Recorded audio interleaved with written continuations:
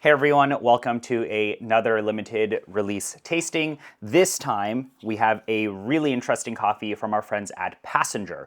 This is the José Salazar Bourbon Aji. This is a really interesting varietal. It's actually a newer varietal that is grown in Colombia. So this is a wash process coffee, and it is of the Aji varietals. Aji is actually Ethiopian landrace varietal, and it's grown in Colombia. This is a really interesting coffee, mainly because I really enjoy the level of expressiveness of acidity in a coffee like this. Oftentimes we release coffees that are quote unquote loud, and those might be more, I would say, advanced process coffees. This is a wash coffee that is super structured, clean, sweet, and expressive, and I really want you guys to brew this coffee alongside me and enjoy it. But we have flavor notes of lime, raspberry, and panela. So very mouth-watering flavor notes if you're into the fun, cleaner coffees.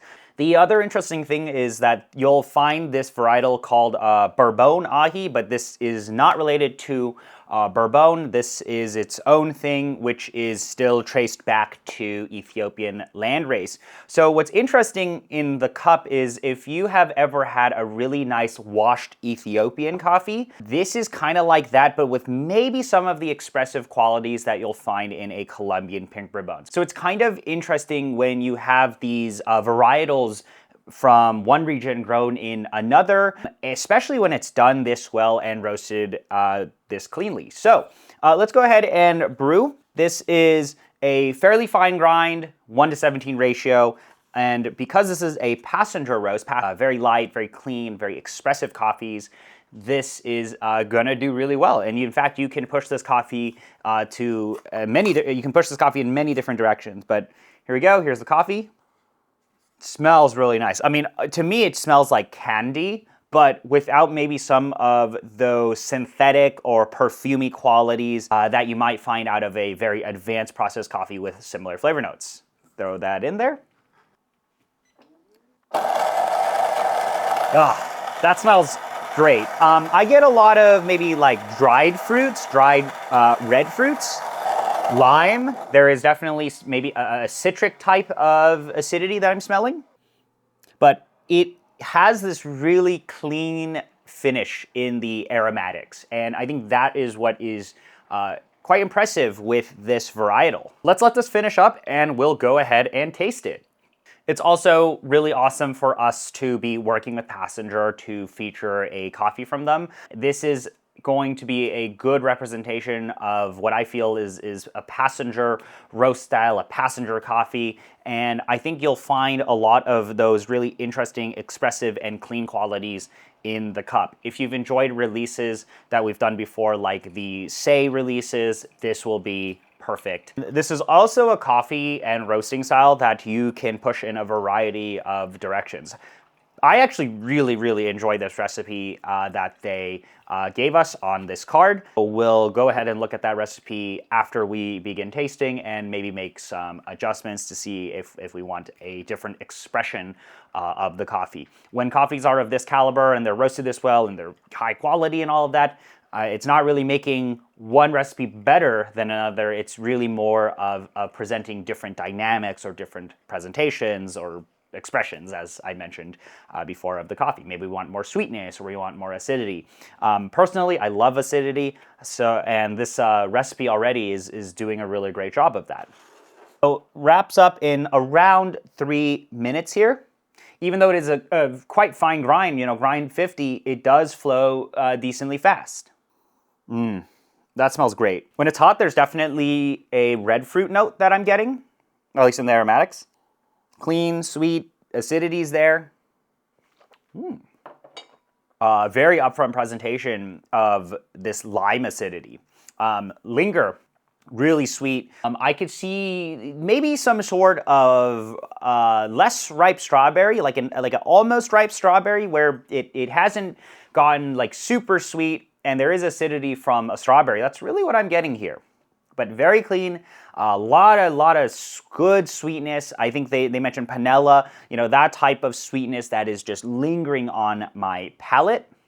This expression of the coffee, this recipe, is very lime focused, like expressive, structured lime. Then it kind of goes into a little bit of that strawberry that I was mentioning, and then the rest of it is clean and sweet. But you can really taste the harmony between each of these flavor notes, despite it being more acidity forward. As I mentioned before, you kind of get that loudness that you would expect out of something like a pink Bourbon from Colombia, but also some of those expressive and structured qualities that you'll get out of something like a really nice washed Ethiopian landrace coffee.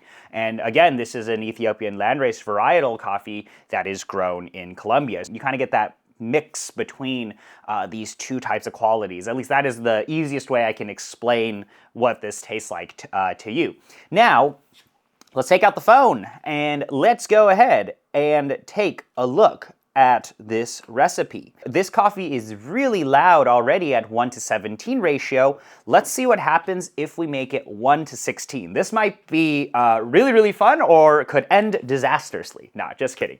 I think it's going to really boost up this acidity, and let's see what happens. Maybe I would say this cup is actually quite balanced, despite it being, I would maybe say, shifting towards acidity forward, especially when it's really cooled down, but still balanced, sweet. Let's see if we can make it even louder, because again, when you have coffees of this caliber with this roasting style, you can kind of get away with doing a bunch of different types of recipes and push the coffee in so many different directions. So I'm gonna make an adjustment here. As usual, recipe is linked in the description, and feel free to kind of go from there. So I've reduced the number of pours to 4 pours, and I have increased some of the temperatures here and there, but the question here that I have is, what happens if you just reduce the ratio? I've also adjusted the grind size a little as well, but feel free to take a look at that recipe and make those adjustments.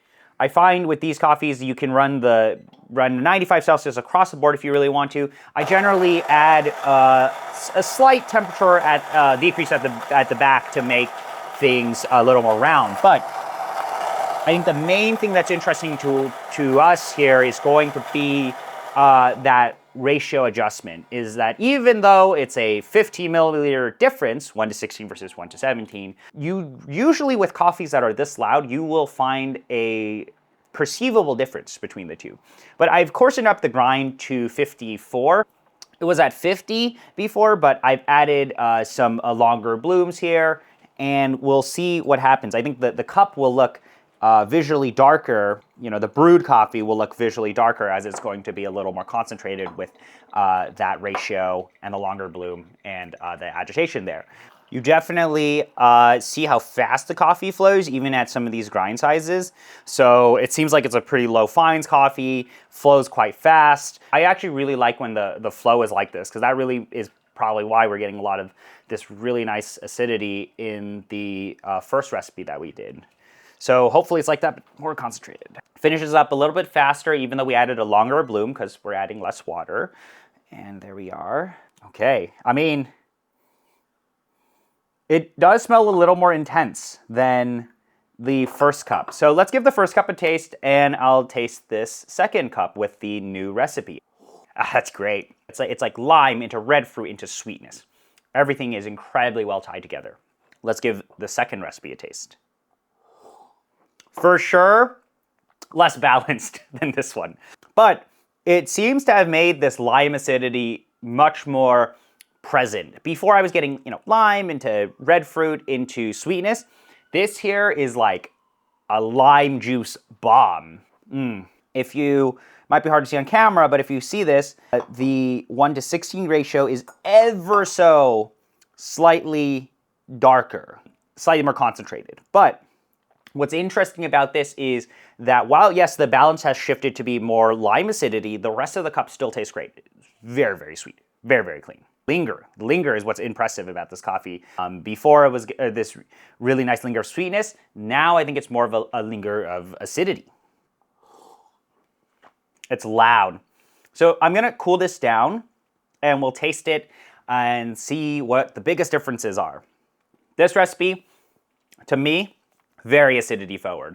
It's actually really unbalanced, but I think that's interesting, is when you're tasting this, it's like, boom, punch in the face with acidity, Very different presentation to the first one. I think the first one is a much more approachable one. This is pushing acidity to a really interesting direction in terms of loudness. Like if I were to say this is maybe a 7 out of 10 in terms of acidity, this is like an 8.5 or 9 out of 10 in terms of acidity. Rest of the cup, clean and sweet.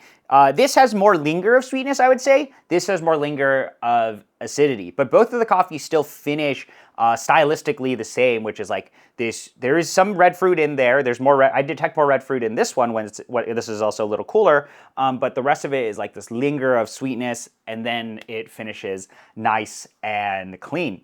Yeah, that's all I want to talk about today. This is Passenger Coffee's Jose Salazar. Thank you so much for spending the time to watch this video and pick up this coffee, especially for those of you who are enjoying this coffee over the holidays. This is an absolute banger. This is a great coffee. I really, really like it. So if you have any questions on X-Bloom or anything like that, feel free to leave us a comment below.